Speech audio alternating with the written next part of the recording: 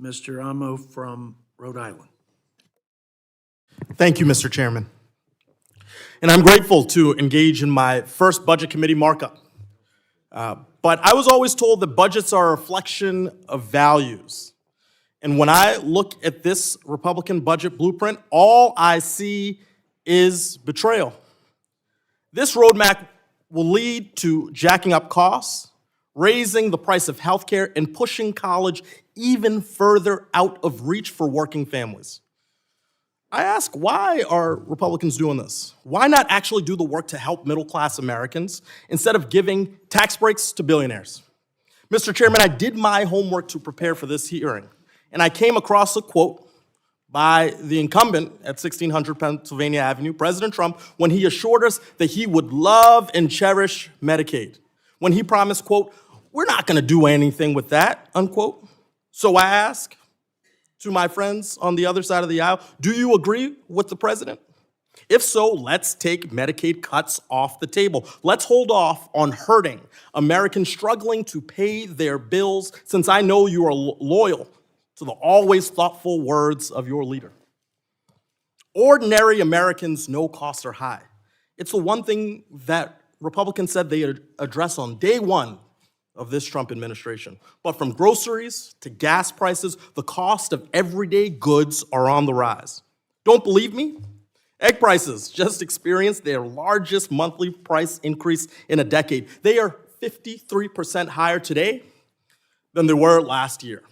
Consumer inflation is increasing at the fastest pace in over a year, and consumer confidence is its lowest in 6 months. Elon Musk and the other billionaire buddies may not notice this, but back home, Rhode Islanders do. Instead of easing this burden on families, Republicans are ransacking the programs that so many people in our districts, especially mine, rely on. Programs like Medicaid and SNAP that help people go to the doctor and put food on the table.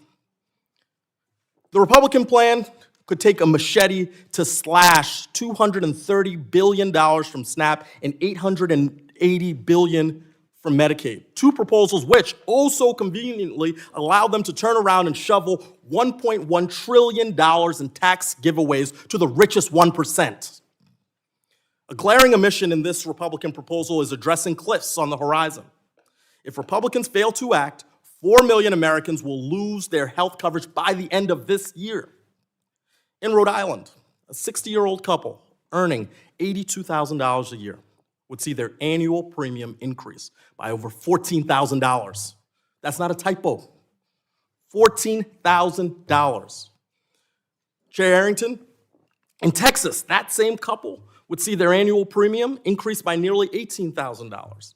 So I say to my Republican colleagues, why are you putting your foot on the gas to drive the American economy into a ditch? Why? Is it because Trump's billionaire donors, front row seat having folks, asked you to? Is it because the whims of Elon Musk matter more than the needs of working people? Like I said, this is a betrayal, full stop. This is not some social policy experiment. Real people will suffer. It is a betrayal of our seniors. It's a betrayal of our families. It is a betrayal of the middle class. We have work to do, and this is not the work the American people sent us here for. They sent us here to put them first, and we are doing just the opposite when you look at the actions of this budget. And so with that, I yield back. I thank the gentleman.